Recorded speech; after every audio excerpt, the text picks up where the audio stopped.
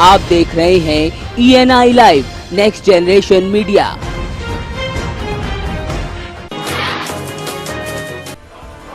नोटबंदी के फैसले से पूरे देश में हाहाकार मचा हुआ है। सरकार ने आम इंसान को बैंकों की कतार में तो लाकर खड़ा कर दिया, लेकिन शायद इस बात का अंदाजा नहीं लगा पाई कि नोटबंदी इंसानों की जान भी नील जाएगी। बरेली के बारादरी थाना क्षेत्र में SBI की शामतगंज शाखा में नोट बदलने के लिए कतार में लगे 45 वर्षीय खलीक अहमद की हार्ट अटैक से मौत हो गई। घटना के बाद गुस्साए लोगों ने शव सड़क पर रखकर जाम लगा दिया। मामले की सूचना मिलते ही SP सिटी समीर सौरभ मौके पर पहुंचे और लोगों को समझाया। जो कारण बताया जा रहा है उन्हें पैसा नहीं मिला, आज लाइन में लगे थे, जाम लगा रखा है, जो बातचीत चल रही है। नोटबंदी के बाद सबसे ज्यादा परेशानी उन परिवारों को झेलनी पड़ी है जिनके यहाँ शादियां हैं। ऐसे में या तो लोग चेक देकर काम चला रहे हैं या फिर उधार कर रहे हैं, लेकिन इन हालातों में कुछ लोग ऐसे भी हैं जो तकलीफ उठाते हुए PM की तारीफ भी कर रहे हैं। पडरौना तहसील के सरिया गांव में हरिशरण मिश्र की बेटी की शादी 21 नवंबर को है। शादी की खरीदारी में दिक्कतें पेश आ रही हैं, बावजूद इसके ये परिवार PM की तारीफ करते नहीं थक रहा। कि आज थोड़ा दिक्कत है, भविष्य उज्जवल होगा, भविष्य अच्छा हो, भ्रष्टाचार मुक्त होगा, ये काले धन वापस आएंगे तो उससे देश समृद्धशाली होगा।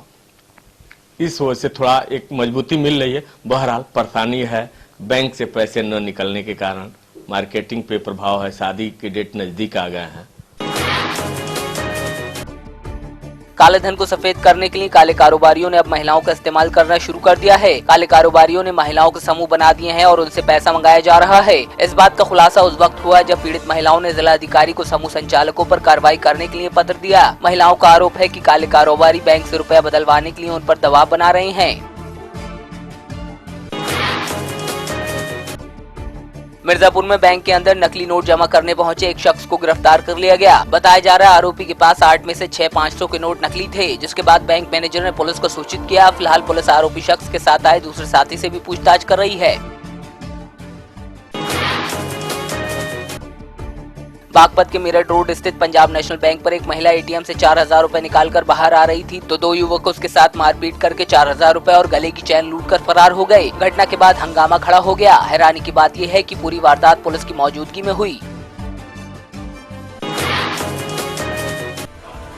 महोबा पुलिस और क्राइम ब्रांच की संयुक्त टीम ने चोरी की घटनाओं को अंजाम देने वाले एक गिरोह को दबोच लिया। पुलिस के हत्या गिरोह के कई सदस्य चढ़े हैं। लंबे समय से इन शातिर बदमाशों ने पुलिस की नाक में दम कर रखा था। फिलहाल आरोपियों के पकड़े जाने के बाद पुलिस ने राहत की सांस ली है। वहीं 3 अन्य आरोपियों को पकड़ने के लिए टीम गठित की गई है। उतरौला में प्रधानों के लिए प्रशिक्षण शिविर लगाया गया, जिसमें विकासखंड उतरौला के सभी प्रधानों को GPDP योजना के बारे में जानकारी दी गई। इस दौरान कार्य योजना का पेमेंट नहीं होने और प्रमाण पत्र न दिए जाने को लेकर प्रधानों में थोड़ी नाराजगी भी दिखी। वहीं BDO ने सभी प्रधानों को समझा बुझाकर आश्वासन दिया है।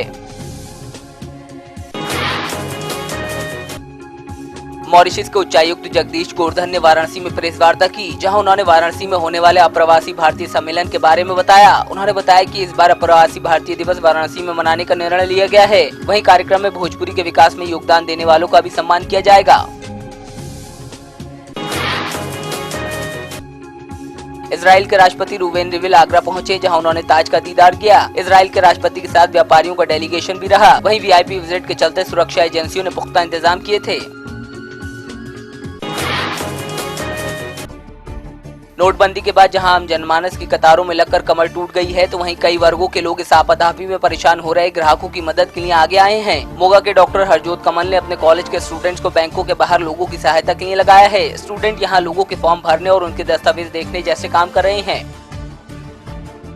लोगों की सहायता के लिए ये काउंटर लगाया है ताकि लोगों को मुश्किल ना आ जाए कि वो अपने कोई ऐसा बंदा है जो पढ़ा लिखा ना, उसको फॉर्म भरना नहीं आता है, तो हम उनको उसको आगे मुश्किल ना हो जाए। बैंक में बहुत बड़ी लाइंस लगी है, तो हम उनकी सहायता के लिए यहाँ पे उनसे फॉर्म भरवा रहे हैं। हम उनकी हेल्प कर रहे हैं फॉर्म भरने में, और तो फिर वो लाइन में बैठ के वो अपने आगे जाके अपने पैसे निकलवाते हैं। फरीदकोट में अवैध संबंधों के चलते युवक की हत्या के बाद शव जमीन में दफन करने का मामला सामने आया है। बताया जा रहा है मृतक 2 दिन से गायब था। मामले की सूचना पुलिस को दी गई तो पुलिस ने जांच के बाद एक शख्स को हिरासत में लेकर सख्ती से पूछताछ की। फिलहाल आरोपी ने अपना जुर्म कबूल कर लिया है, जिसकी निशानदेही पर अधिकारियों की मौजूदगी में शव बाहर निकाला गया।